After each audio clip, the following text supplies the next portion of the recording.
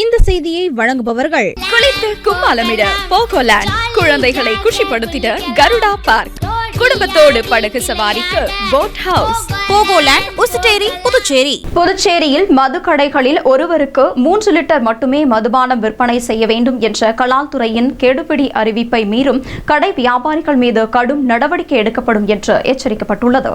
தமிழகத்தில் சட்டசபை தேர்தல், உள்ளாட்சி தேர்தல் மற்றும் பாராளுமன்ற தேர்தலின் போது வாக்காளர்களை கவர வேட்பாளர்கள் புதுச்சேரியில் இருந்து முன்கூட்டியே மது பாட்டில்களை கடத்தி சென்று தேர்தல் நெருங்கும் நேரத்தில் வாக்காளர்களுக்கு விநியோகம் செய்வது வழக்கம். இதற்காகவே புதுச்சேரியில் மொத்த மதுபான கடைகள் மற்றும் சில்லறை மதுபான கடைகளில் மதுபானங்களை அதிக அளவில் இருப்பு வைத்துக் கொள்வார்கள். ஒரு மாதத்திற்கு 1 கோடி ரூபாய் மது கொள்முதல் செய்பவர்கள் தேர்தல் நேரங்களில் 3 கோடி ரூபாய்க்கு மது வகைகளை கொள்முதல் செய்வார்கள். ஆனால் தற்போது பாராளுமன்ற தேர்தலையொட்டி தேர்தல் துறை கடுமையான கெடுபிடிகளை கையாள்வதால் புதுச்சேரியில் உள்ள மதுபான கடைகள் உரிமையாளர்கள் அதிக அளவு மது வகைகளை கொள்முதல் செய்வது இல்லை. அவ்வாறு அவர்கள் அதிக அளவில் கொள்முதல் ஆர்டர் செய்தாலும் கலால்துறையினர் ஏன் கடந்த மாதத்தை விட இந்த மாதம் அதிக அளவில் மது ஆர்டர் கேட்கிறீர்கள் என்றும் அதற்கான விளக்கம் கேட்டும் அதிக அளவில் கெடுபிடி கொடுக்கின்றனர். இதனால் மதுக்கடை உரிமையாளர்கள் வழக்கத்திலிருந்து 10% அளவிற்கே புதிதாக ஆர்டர் கொடுக்கின்றனர்.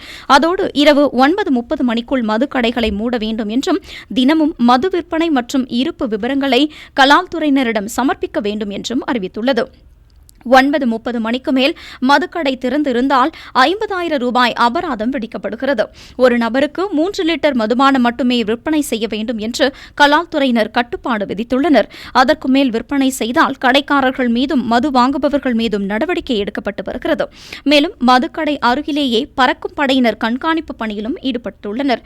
இதனால் மதுக்கடை உரிமையாளர்கள் மதுக்கடைகளை 9 மணிக்கே மூடிவிடுகின்றனர் என்பது குறிப்பிடத்தக்கது. உங்கள் AMN டிவி செய்திகளை யூடியூபில் உடனுக்குடன் காண AMN டிவி பாண்டிச்சேரி சேனலை சப்ஸ்கிரைப் செய்யுங்கள். பெல் பட்டனை மறக்காமல் கிளிக் செய்யுங்கள்.